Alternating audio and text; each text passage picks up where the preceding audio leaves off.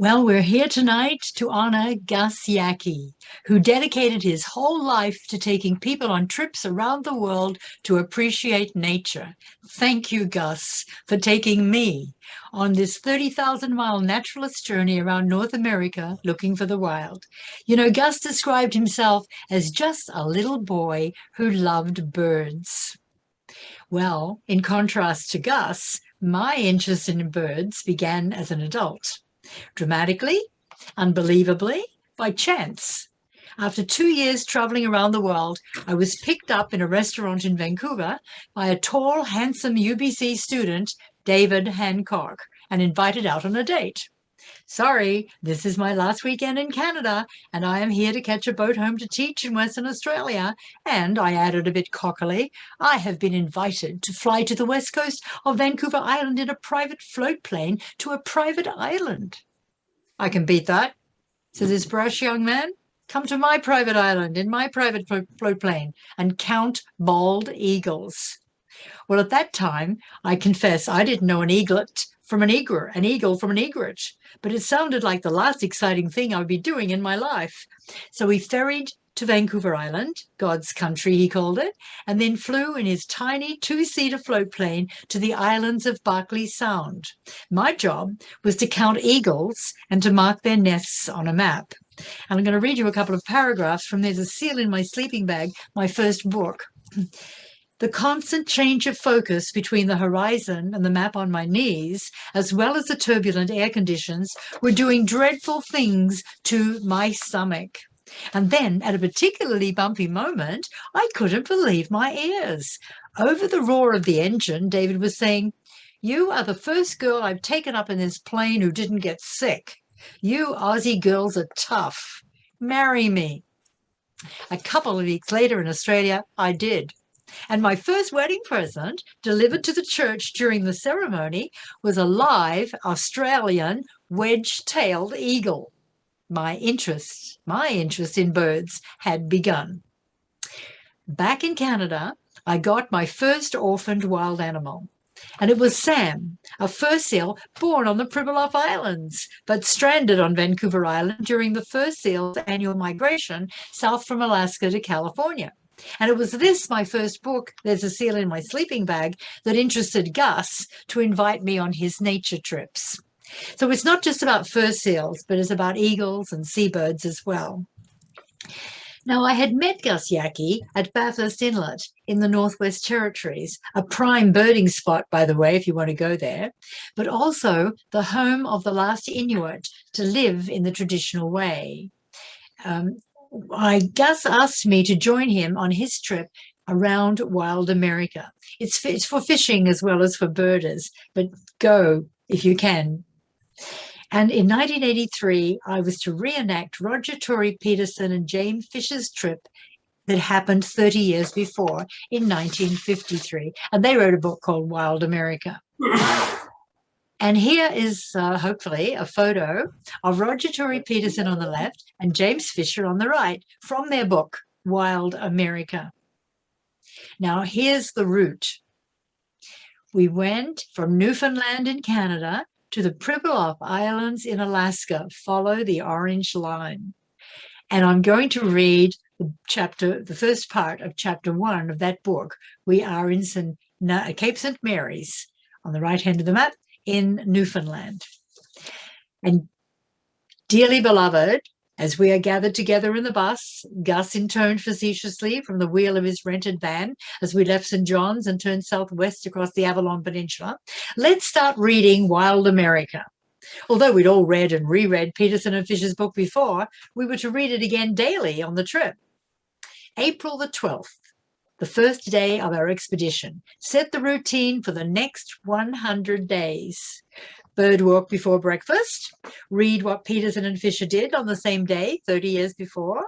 Explore their destinations and add more of our own. Lunch on the trail, usually overlooking some body of water or a park or a sewage lagoon or a cemetery. All good birding spots.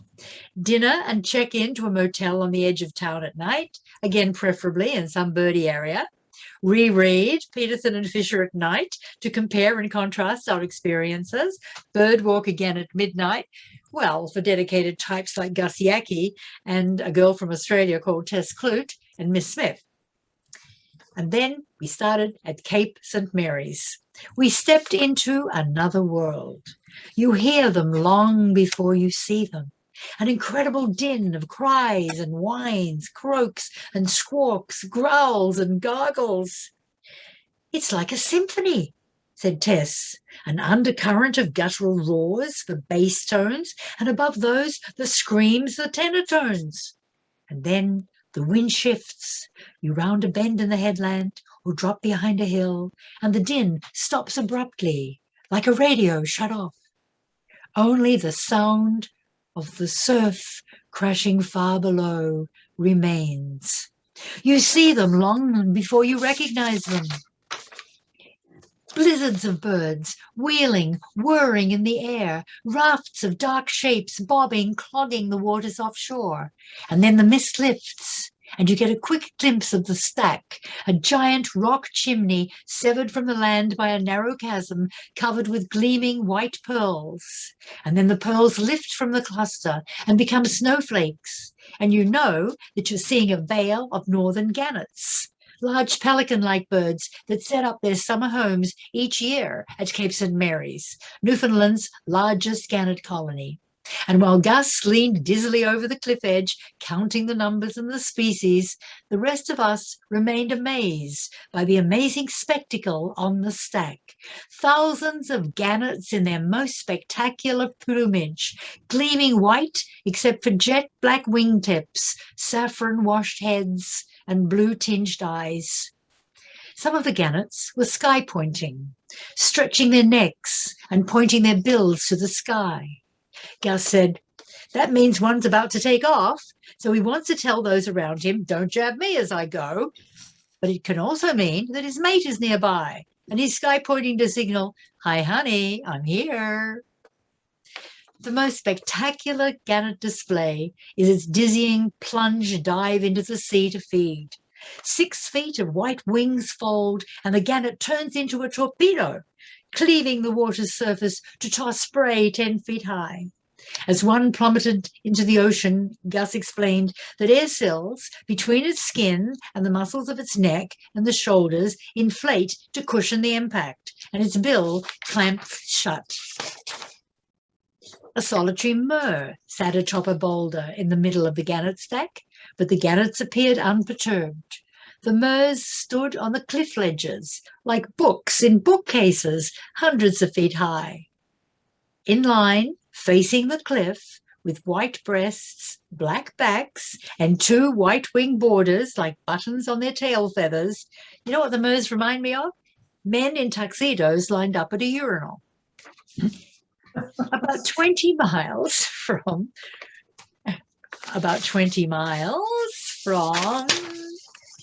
here we go, made my first mistake, sorry about that, I've been practicing too. A solitary murre.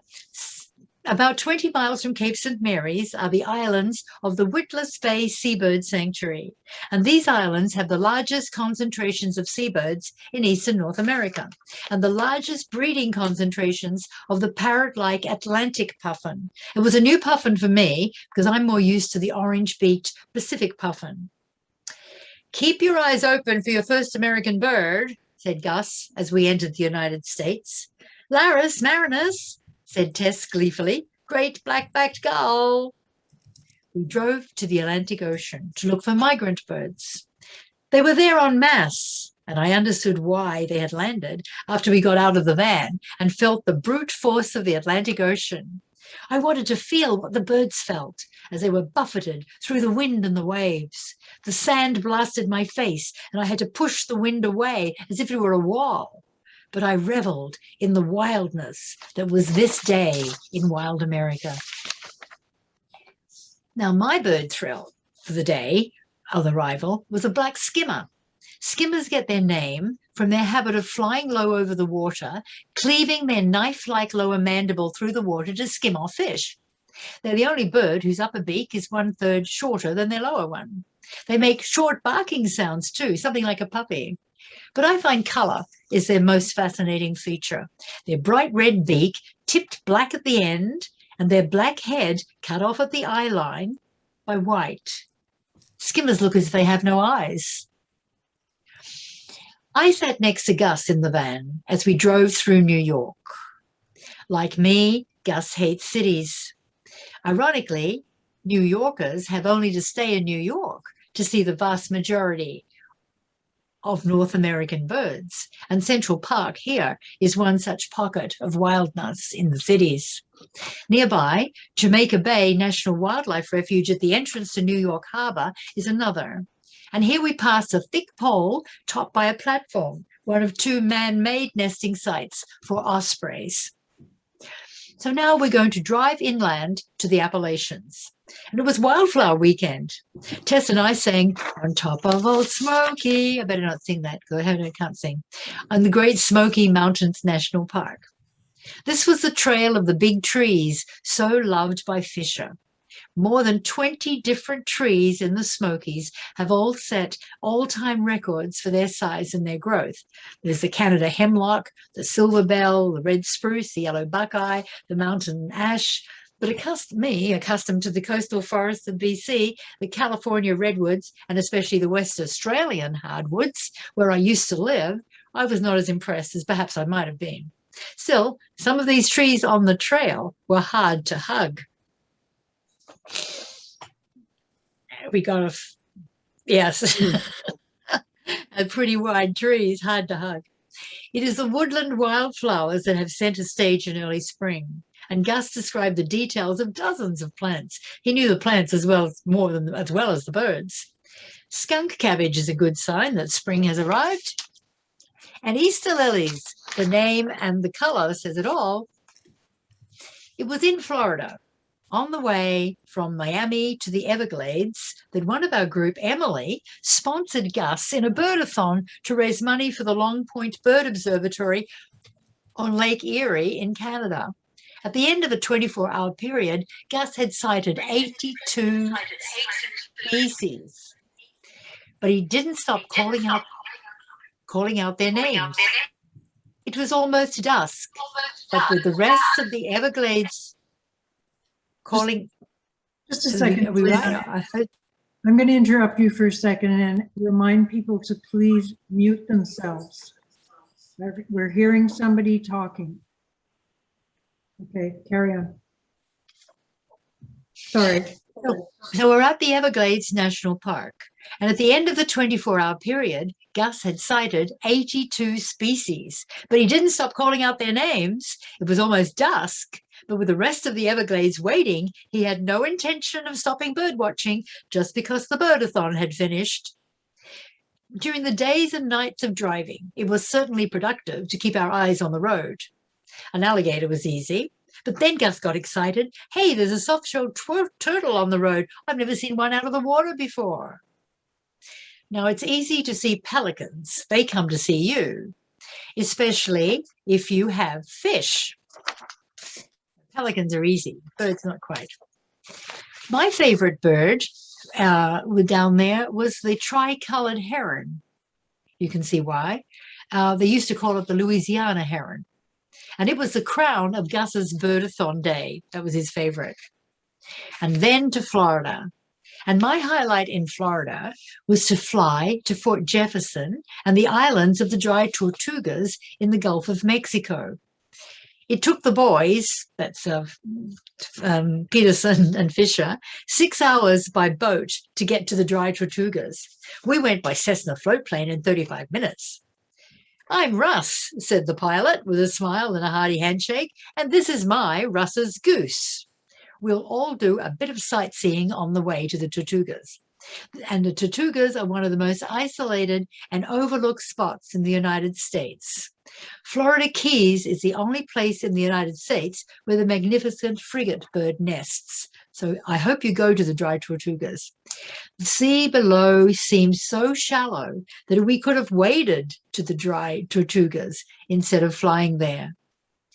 And then the most fantastic sight of all, a fort that grew out of the sea. Fort Jefferson National Monument on Garden Key. It was a total shock to fly those 68 miles of water and find a hexagonal, two-tiered, moated, medieval-looking fort that covered the entire island. It was like walking on water as we strolled around the moat. Galleons of dark, magnificent frigate birds glided overhead.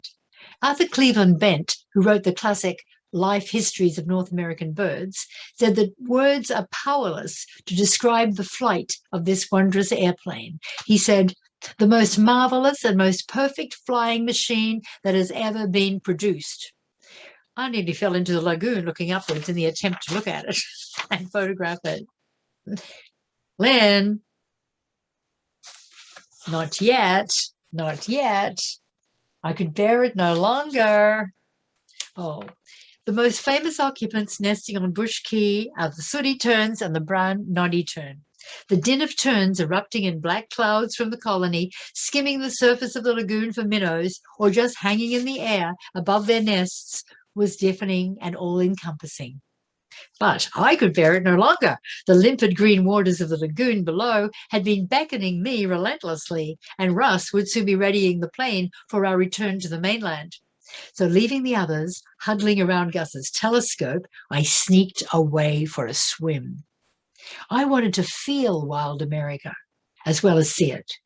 I headed for the cell with the do-it-yourself slideshow, and taking a chance that I was the only audience, I watched it while I changed into a swimsuit.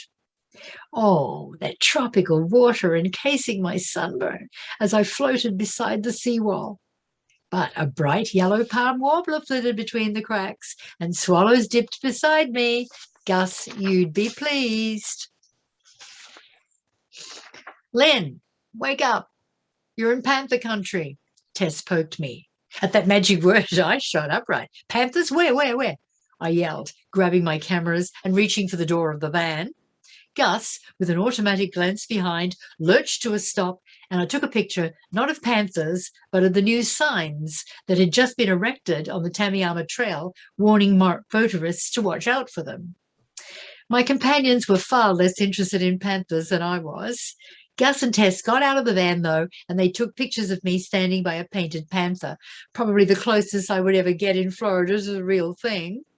There are now about less than 30 remaining then, but there are now about 230 panthers in Florida, and it's become the state animal. The Florida panther differs from the cougar, the puma, the mountain lion by a particularly pronounced white flecking on its head, neck, chest, and shoulders. Now, why am I interested in cougars, alias panthers, pumas? Well, it began in the early 1960s, where I was given 4 cougar kittens after their mother had been shot by a hunter. And next day, I took them to my grade 4 class, and I gave 2 of the cougars to 2 kids to raise at home for several months, and they grow quite big in several months. I don't think I'd be getting away with doing that kind of thing now, but that's how my interest in cougars began.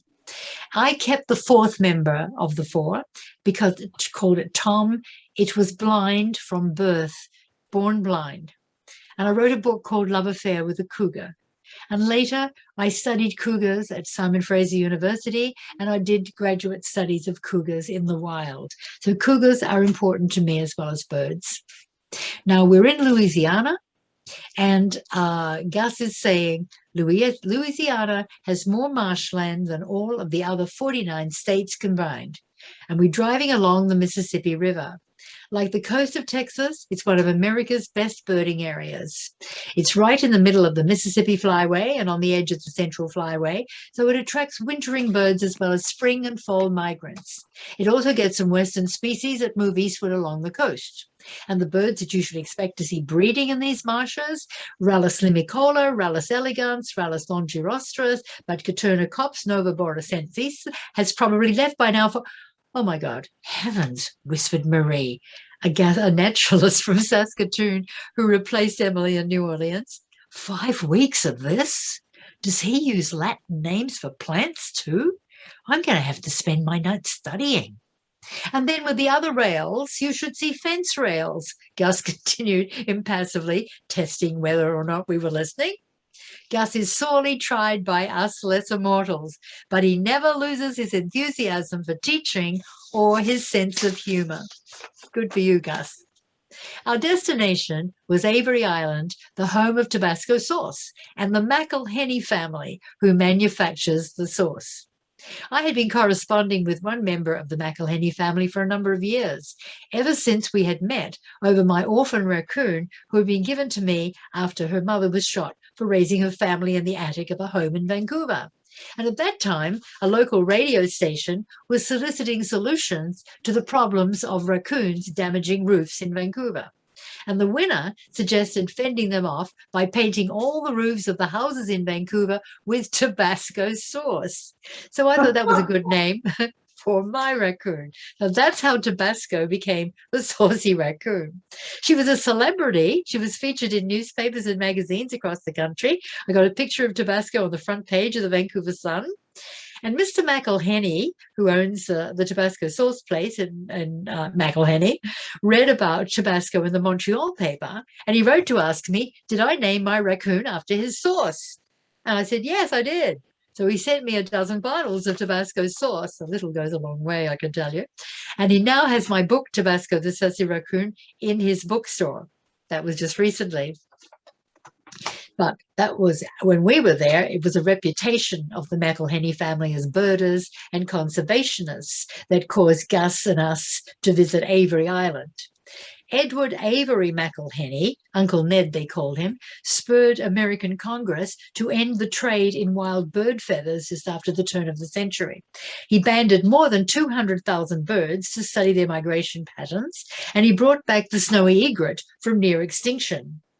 In 1895, Uncle Ned started with 8 snowy egrets. In 1912, the colony had grown to 100,000 snowy egrets. And this is a picture from Uncle Ned's time. That's what the colony looked like in the olden times. And now when we visited it with Gus, this is what the colony looked like now, or in 1983.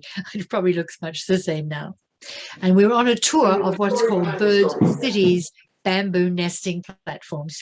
Not just snowy egrets, but thousands of great egrets, capel egrets, little blue herons, Louisiana herons, greenback herons nest at McElhenney on Avery Island. Well, another bird that was brought back from the edge of extinction is the whooping crane. In 1945, we were now traveling through Texas. And someone, excuse me, Lynn, someone is not muted. Would you please? No, because there was a famous trip that Roger Tory Peterson really. I'm going to go through first birders who this is. In the States. So early 1900s, maybe. Someone is not muted. He and another guy famously took a whole great big trip around the entire U.S. looking for as many birds as possible, and then they wrote a book called Wild America. And so numerous people have recreated this trip, including this lady, like several decades ago, along with a guy named Gus Yaki, who was actually made the hero a few years ago. He was a great local birder and founder. Madonna. And he died like basically a year ago. So this is like some anniversary tribute to him, because they also recreated that trip. That same that. Shall I start again? Shall I start? I don't know who this is. So it's all a famous thing in birding.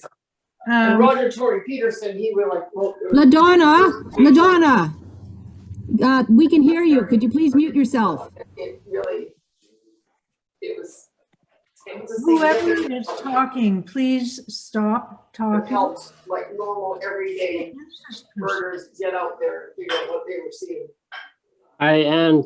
This is Matt Wallace speaking right now. Can you please make me a co-host, and I'll just manage the muting of participants. How do I do that, Matt? Go down to the bottom, click on participants. Okay, I think I have to stop sharing first, right? You may have to, but if you just bring your mouse down to the bottom of your screen, the little menu will pop up. No, it's not there. It's up at the top. how do I do this now? Okay, so go down to participants. Okay, wait a minute. Okay. Sorry to cut you off there, Lynn, but Yeah, where do I and make you a co-host? if you go to my name, there should be something that says more. Okay, Matt, I got you. Okay. Here, co-host, start to make host. But if I make you the host, No, just make me a co-host if you can do that. it doesn't give me that option. Okay, click host and then there may be a co-host button that pops up. But either way, I'll stay on. Do you want to change the host to Matt? Well, no, I don't, because I'm doing the slides. Yeah, no, you can still share through it, but I'll just manage the participants and stuff, okay? And I'll be on the whole time. Okay, all right, then I'll make you the host. Okay, but now can I go and share? Okay, well, now I can't share my screen. I need to share my screen again. Okay, so you're the host. You're gonna have to make me back the host. No, you can share now. Go ahead. If I click, oh, okay. Here, share. Sorry about that, Lynn. Continue on. Let me get Could we back s- to the right slide. Could we start at the slide of the Rio Grande? Yeah, there. There Oh, it is. the one before that? One before that? Yeah, I want to make a joke about Gus. Okay, there's the whooping cranes. That's it.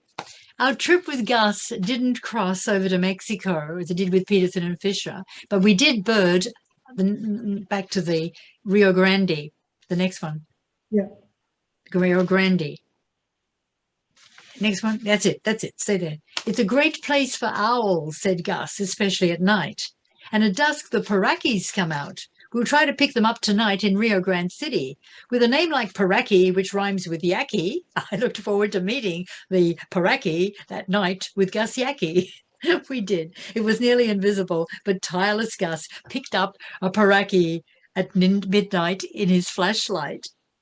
Now, the favorite bird of Tess was the next one. And this is a scissor-tailed flycatcher. It's the largest of the flycatchers, and it's Texas's bird of paradise.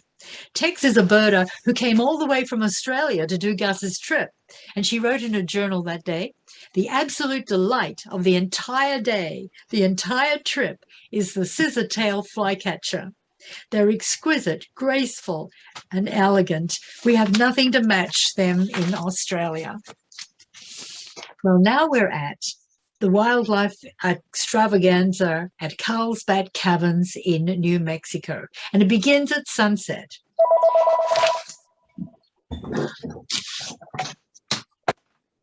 They're coming. I'll turn off. Call from. Off. They're coming, whispered Marie on the bench beside me.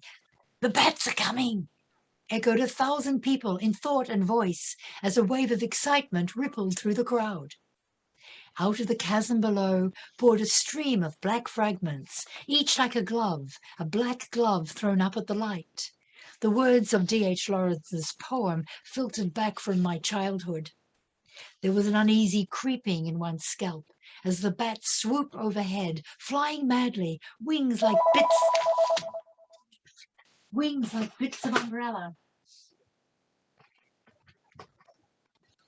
I don't know how you turn the phone off. Oh, it's an interesting evening, isn't it? Back to Lawrence. Unlike Lawrence, this audience was silent, awed. The only sounds were the thrumming of wings, the squeaking of bat voices, the clicking of cameras. The bats whirled from the cave as if from a centrifuge, spiraling into the sky like a moving river, and were supposed to stream off to the south and the east. But it seemed they did not come, and they did not go. From the first moment they emerged, they were always there, filling the stage in front of us like a huge vat of boiling, buzzing bees. 40,000, we were told. Gus said millions. Well, I cannot wait to get to the Grand Canyon for a hamburger. Maybe I'll see some birds there. Well, we got to Grand Canyon, and of course we went to Yaki Point to have a group photo. Yaki Point is named for Gus, isn't it? That was our group, and Tess is on the right. I quote from her a lot. The Grand Canyon was not just a steep, straight-walled, flat-bottomed cleft in the ground like Canyon de Chelly, with emptiness in between. It was a wave-tossed ocean of plateaus and pinnacles that rolled and rippled across the naked bowels of the earth, black and blue and purple in shadow, rust and pink and red in the alpenglow of the setting sun. The Grand Canyon at last. Tess and I hugged each other in one impromptu, silent moment. When one feels magic in the wilderness, one must share. The Grand Canyon is just as stunning in the evening as in the daytime. I love the scenery from the west, from Arizona to California, and north to Washington, north to British Columbia. And all three of those places have mirror lakes.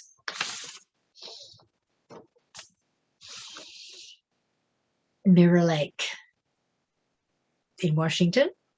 And when we got to California, Gus said, "Extra tomato slice at lunch for the one who sees the first condor," Gus promised, scanning the blue sky at the Sespe Condor Reserve in California. We did not find a condor then, and considering that there were so few left in the wild in 1983, I was not surprised. But 4 years later, in 1987, our condors were officially extinct in the wild. But thanks to breeding them in captivity, there are now over, at this time, 500 condors in the world. Well, I didn't see a condor in California, but I was ecstatic in Morro Bay near Monterey to see a sea otter. I quote from the book, "It was lying on its back by a weed bed. It held up two stubby front paws stiffly, like a hand in a mitten. Occasionally, languidly, he circled his hind feet like a flaring fan." As a result of the fur trade of the sea otters that has the richest fur in the world, the sea otter became extinct in Washington, in Oregon, in British Columbia, but some survived in California. I was very much looking forward to seeing them in greater numbers when we reached those who had survived in Alaska. And my mind went back to 1969, when I was lucky to join a Canadian federal fish boat in Alaska to help care for sea otters that Alaska had given to British Columbia, where they had been exterminated. And there were about 89 sea otters between 1969 and 1972 that were given as gifts from Alaska, British Columbia. And now, in this year, there are 8,000 sea otters in British Columbia as a result of those 3 transplants from Alaska. Back to the book. A sea of islands, a sea of mountain peaks lured us northward and westward to a wilder frontier, a wilder America in Alaska. Fjords, rivers and glaciers cut into the coastline, looking like black snakes and white snakes from our vantage point in the clouds flying there. We were headed for Anchorage, but this city was to be merely a launching pad for a journey further back in time. West to the Yukon Delta, west to the Bering Sea, where humans and animals used the Bering Land Bridge to enter the New World. West still to the Pribilof Islands, where 20 years before, when I first entered the New World, a fur seal I called Sam had inspired me to a love of natural history, a fur seal that came from the Pribilofs. This final segment of our journey, looking for wild America, would be the climax of our expedition, but a personal climax and homecoming for me. And traveling with us were well-known birders and painters, Robert Bateman, and on the left, and Roger Tory Peterson. Gus had made arrangements with the Yupik Eskimos villagers for tents and food and boats, and we were camped near Old Shavak, where Peterson and Fisher had camped 30 years before. No sooner had we set up our tents when visitors arrived. A villager on a skidoo delivered a painting for Bob Bateman, which had been mailed all the way from Florida. Bob was next to me. And then Teresa, a little girl from the village who'd heard we were birders, brought me a gift. What else? A bird, squashed and dead, but a bird. Birds were all around us. I leaned down to tie my bootlace by a guy rope and whoosh, flushed out a female willow ptarmigan. And behind our tent was a pond with a family of redneck phalaropes. In front was an Arctic loon with chicks in tow. So we were really in birder country. We learned later that the villagers thought that we birders might be from the Fish and Wildlife Branch and were coming to take their land. All these people with binoculars looking at birds. We were probably the first people there to do that. So I explained why we were there by reading the pertinent parts of Peterson and Fisher's book, Wild America, to whoever would listen. And now I'm quoting from my book. The Yukon-Kuskokwim Delta is the heart of goose country. A goose biologist by the name of Dennis arrived by dinghy one night to invite me to check emperor goose nests. This is the last nest we'll do tonight, Dennis said, sympathetically, noticing the difficulty I was having stumbling through the mud in my borrowed oversized hip waders. So with his help, I reached the emperor goose nest. But the mother had crept away and taken her chicks with her, all but one. Squeaking, flapping its little wings like flags, the grey, downy emperor goose chick scurried towards me, following me in and out of a thick forest of red mare's tail growing on the island's edge. Dennis scooped up the little fluff ball, an incongruous image of big bearded biologist and tiny chick, and kept it warm in his parka while we wondered what to do. Well, what are we going to do with this little goose chick? He kept it warm in his parka. Finally, he said, let's try to adopt it out. There's another emperor goose nest close. We'll add it to her clutch. Unfortunately, the potential foster home wasn't ready for our border. It'll be another 2 days before its eggs hatched. We'd have to raise our little gosling orphan ourselves. Let's call it Lyn, grinned Dennis, because she and the goose are always in the water. He didn't say hot water. Welcome to the Pribilofs, said the pilot, as he dropped through a hole in the clouds and shuttled us onto the runway at St. Paul Island. And from there we went in boats and buses around. I had come to the islands for the seals and the seabirds. I wasn't prepared for the flowers. Turn me loose on this island, said Gus, and I would not starve. There's so many flowers here as well as birds. Well, we were birded around St. Paul Island by bus and Gus's nature travel service. The Pribilof Islands earned their nickname, the Galapagos of the North, for the ease with which people can see the birds. There's our group. The climax of the week, as far as the birds were concerned for us, were the high cliffs of the west coast. Here, the grassy slopes plummeted into the sea like vertical, folded green rugs. It reminded me of where we started out in Newfoundland. Where rocky knife edges were too precipitous for vegetation, birds still managed to claw a perch or a nest. Well, I was lucky to see murres nesting on the tall tundra cliffs. It reminded me of Triangle Island on the west coast of Vancouver Island, where I studied birds in the 60s. Murres, looking like that joke again, I've forgotten. Probably a good idea. So there, after the murres, we had puffins. And you cannot think about a Pacific puffin without calling up words like comical, grotesque, droll, fantastic. They can be both sad and funny, clowns and judges. Puffins have an eye-catching, personal style about all they do, whether they're digging out turf with their pickaxe beaks or sitting outside their burrows with a face full of fish. I love puffins. We have them on Vancouver Island. The auklets I met on the Pribilofs were droll in appearance too. The crested auklet were new to me. They made weird cries like the barking of dogs. Other observers say they honk like geese or yap like foxes. But look at their eyes. Other observers, they look like all the bizarre auklets. Their white eyes look sewn onto their faces. But the crested auklet's most distinctive feature is their backward waving black plume that causes some birders to call them sea quails. Now, red-faced cormorants were striking too, as are the red-legged kittiwakes.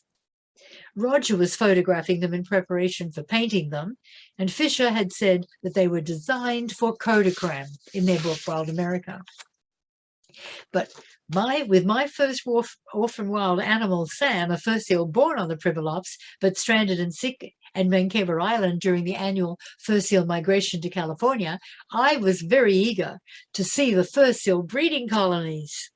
And I was lucky to accompany the fur seal biologist, Kathy, on her rounds of the main breeding colonies on St. Paul Island.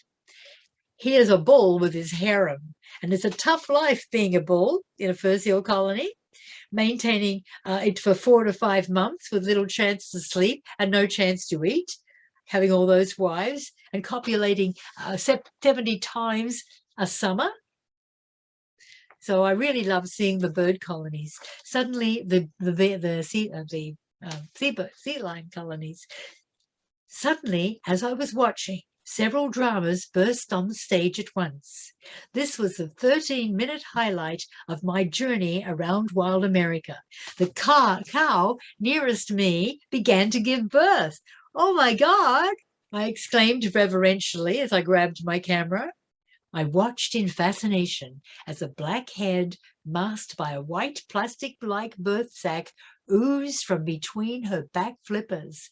The new mother wriggled around in a circle, looked over her shoulder at the emerging pup, but otherwise showed no concern or even interest, nor did any of the other fur seals. Another pup born to the left, called Kathy, laconically ticking columns off on her card. I swung my camera to the 9 o'clock position and caught a gull swooping down to pick up the red afterbirth as the next mother bleated, sniffed, or nuzzled her offspring. "Look above the 11 o'clock position," called Kathy. "Muhammad Ali's copulating." Well, that was impossible to see. With a bull so many times larger than the demure females, the cow's body was disappeared entirely under her male's bulk. I thought she was dead. Only her head was visible. And though I was too far away to catch any facial expression, I grinned and said, "She can't be enjoying it. She's probably closing her eyes and in the best Victorian manner doing it for God and the Empire, or perhaps the Tsar." Back below us on stage number 1, 10 minutes from the start of the action, a little black sausage of a pup burst from the sack, and one of the closer females stretched her long neck curiously toward the newborn. Seemingly interested, for the first time, the mother opened her mouth threateningly, bared her teeth, coughed and grunted at the onlooker. Returning to her pup, she made a high-pitched gargling or bawling sound, which the pup responded to. And then she began to nip and nibble on its loose coat, continuing the age-old bonding between mother and young. And then, "Oh my God, Kathy," I yelled, forgetting all about science or reverence for that moment. It was almost too quick to be believed. A neighboring bull, oblivious to the harem master, now sleeping in the isolated territory closest to us, suddenly exploded from nowhere, snatched up the new mother within a few minutes of delivering the pup, and threw her effortlessly into his own territory as she'd been a pup herself. The motherless pup, still wet from the birth sack and bleating pitifully, took a waddling steps towards the only figure it knew in its short life of a few minutes and rolled away into a narrow crevice. "Kathy, what can we do?" I knew the answer before I asked the question. "Nothing," she said realistically, continuing with her notes. "I wouldn't mind a picture, though, if it turns out." We remember Gus because he brought nature to us. But sometimes, if we're lucky, nature chooses to come to us by itself. Far away at the top of the world, here on the Pribilofs in Alaska, I was amazed when a fox started following me. And another time, far away at the top of the world in Canada, a pack line of 9 white tundra wolves came to me. It seemed the world had stopped that day on the high tundra. The midnight sun hung motionless in a bait blue sky. Perpetual snow blanketed the mountains. I can't search the phone. Call from John Patterson. I Call put it, from oh, John Patterson. he's a, Call from John Patterson. John, I'm doing a video. I can't, would you please turn the phone off? I'll phone you answer later. It's an appointment I have tomorrow. I'm sorry. Away from the lake, the tundra, a vast brown carpet blistered with hummocks and pockmarked by bog water, rolled on to a far horizon. From this distance, the land looked empty, barren, dead. Life was in little things. At my feet, the ground was patterned in a myriad shapes. The rocks were clothed in colourful lichens. The tussocks were skirted in moss and grass. Tiny flowers were sprouting through impossible cracks. I looked up, and near the skyline, a white rock glistened. And suddenly, where there had been one rock, there was another, and then one more. Hares? Arctic hares? No, too big. Wolves! Pure white tundra wolves. I whispered the words like a prayer. And then, as if to confirm their reality, I counted aloud. 4, 5, 6, 7, 8, 9, 10. 10 white wolves in single file, heading towards me on the hunt. On the hunt? For a moment, the old tale surfaced, and the thrill of fear shot through the thrill of discovery. The wolves came closer until they formed a line across my camera's viewfinder. I snapped several pictures, but it was not enough. I wanted to be with them in their world. I tried to howl. They stopped as one and stared. 10 pairs of eyes were riveted on mine as I, in turn, stood riveted to the tundra. It was a magic moment, one that I wanted to last a millennium. Yet too soon, responding to some unseen signal, 9 wolves following their leader to the horizon and beyond. The spell was broken.